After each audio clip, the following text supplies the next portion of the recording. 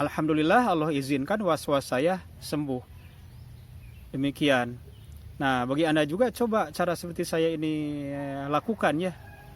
Coba Anda pikirkan bagaimana dengan usia Anda, bagaimana dengan orang tua Anda, dengan masa depan Anda. Sayangi itu semualah. Jangan sampai kita istilahnya gadaikan kepada setan. Sallallahu ala Muhammad. Sallallahu alaihi wasallam. Bismillahirrahmanirrahim. Assalamualaikum warahmatullahi wabarakatuh. Hamdan wa syukron lillah. Salatan wa salaman ala rasulillah wa ala alihi wa ashabihi wa mawalah, amma ba'du. Sahabat, berbicara tentang terapi dari gangguan was-was, maka saya bilang atau saya katakan bahwa terapi yang paling efektif atau paling ampuh untuk mengatasi gangguan was-was adalah terapi dengan diri sendiri. Kenapa saya bilang demikian? Ya, karena itulah pengalaman saya bisa sembuh hingga seperti sekarang ini. Saya sekarang yang dulu khawatir mungkin untuk membayangkan bagaimana masa depan saya, ya alhamdulillah semua kekhawatiran telah terlewati. Dulu saya terkena was-was, dulu saya kuliah sampai terbengkalai selama kurang lebih 2 tahun. Alhamdulillah kuliah bisa lanjut dan juga bisa sampai lulus. Bahkan alhamdulillah saya tidak lama setelah sembuh dan pada saat itu masih kuliah saya sudah menikah. Dan bahkan usia pernikahan saya sekarang mungkin sudah lebih dari 23 tahun dan sudah dikaruniai beberapa orang buah hati seperti itu.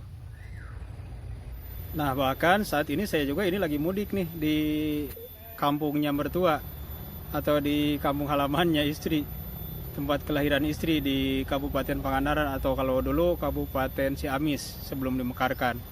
Alhamdulillah. Nah, ini di belakang rumah beliau nih. Nah, jika sahabat mau tahu lebih lanjut tentang bagaimana cara saya menerapi diri saya sendiri sehingga saya bisa sembuh dari gangguan was-was, maka silahkan subscribe dulu ya channel saya ini dan share jika memang dirasa bermanfaat. Juga silahkan tinggalkan komentar ya jika ada pertanyaan. Terima kasih sebelumnya.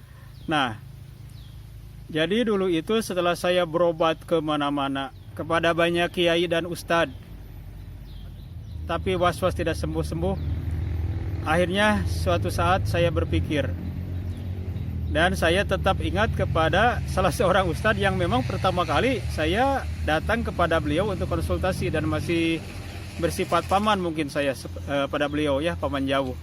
Bahwa kata beliau was-was itu harus diacuhkan. Nah, dan memang syarat tersebut tadinya seolah saya abaikan, meskipun sebetulnya bukan saya abaikan ya, tapi karena ketakutan akan dosa dan sebagainya, karena begitu hebatnya gangguan was-was yang saya alami gitu kan. Was-was seperti itulah di hati ya, yang mengalaminya sudah tahu kan bagaimana was-was itu kan. Bagi was-was yang memang itu ada kaitannya dengan bisikan-bisikan tidak jelas ya, yang bahkan bertentangan dengan akidah ya.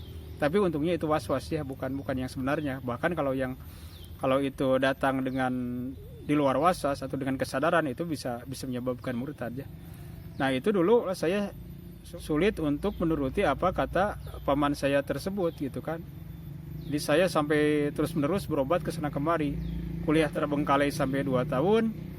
Biaya juga yang orang tua keluarkan, baik untuk biaya kuliah yang terbengkalai juga tersebut kan harus tetap dibayar.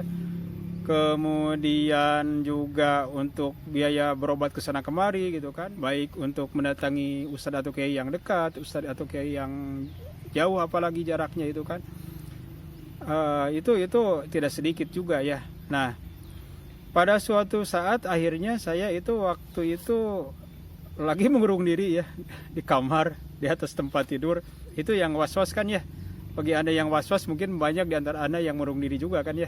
Kalau yang udah parah seperti itu kan. Kecuali was-wasnya yang ringan mungkin tidak sampai mengurung diri. Saya akhirnya berpikir seperti ini. Andai saya ini tidak segera sembuh, andai was-was saya ini tidak segera hilang, bagaimana dengan masa depan saya?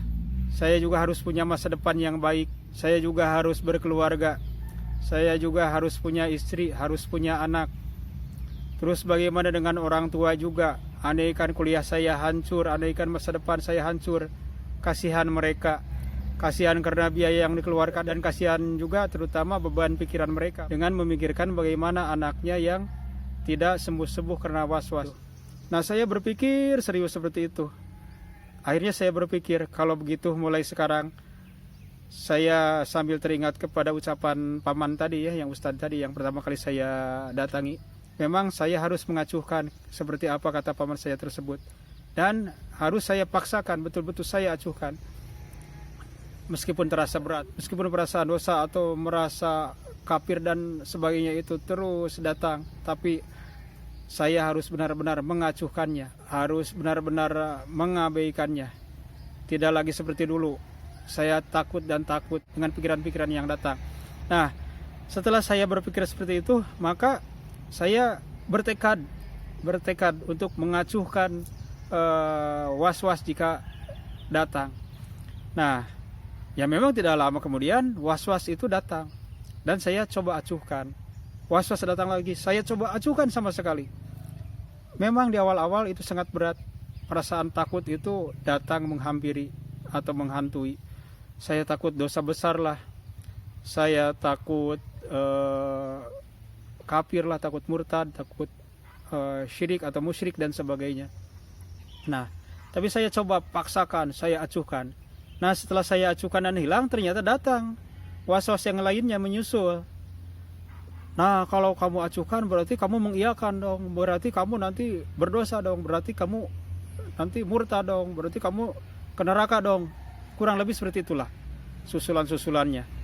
Nah, dan ini terjadi juga pada orang-orang yang was-was selain saya. Biasanya mereka, pengalaman dari saya menerima konsultasi dari beberapa orang yang was-was, biasanya mereka gagal mengacuhkan karena setelah berhasil mengacuhkan yang pertama datang susulan was-was seperti ini. Biasanya mereka gagal. Setelah ada ini mereka ketakutan lagi dan kembali lagi kambuh was-wasnya. Seperti itu. Jadi tidak sembuh-sembuh. Nah, saya waktu itu memang datang juga susulan seperti tadi. Nah, tapi saya berpikir waktu itu kalau saya ini turuti lagi, kapan lagi saya bisa sembuh ya? Seperti itu. Kapan saya akan sembuh? Berarti saya akan begini terus, tetap gitu kan, tidak sembuh-sembuh. Ya akhirnya kalau istilah agamanya mungkin saya istidroj. Atau kalau bahasa Sundanya saya sungkun. Jadi seperti ini. Jadi saat susulan was-was itu datang, misalnya kalau begitu kamu kafir dong. Saya iyakan. Iyalah saya kafir. Kamu murtad dong. Iyalah saya murtad. Kamu berdosa besar dong. Iya, saya berdosa besar. Gak apa-apa kata saya. Nah, tapi seperti istilah istidroj itu tadi atau nyungkun tadi, bahwa saya itu mengiyakan bukan berarti hati sanubari saya yang terdalam mengiyakan. Saya tetap menolaknya. Saya tetap tidak mau seperti itu. Cuman ini hanya untuk mengacuhkan aja supaya was-was apapun termasuk was-was susulan tadi tidak kembali membebani. Seperti itu. Nah, akhirnya ya was-wasnya itu akhirnya berkurang frekuensi datangnya. Was-was datang suatu saat, saya acuhkan, datang lagi susulannya seperti tadi, ya saya sungkun lagi seperti itu. Akhirnya frekuensinya makin berkurang dan kurang lebih 1 atau 2 bulan dari sana saya sembuh. Dan saya waktu itu yang sedang berhenti dari kuliah, 1 tahun cuti secara resmi dan 1 tahun lagi karena waktu cutinya dibatasi 1 tahun ya, tidak bisa lebih dari 1 tahun. Yang 1 tahun lagi saya itu ya cuti dalam tanda kutip, dalam artian tanpa tidak resmi, dalam artian bolos kuliah gitu kan, padahal biaya kuliah tetap dibayar seperti itu.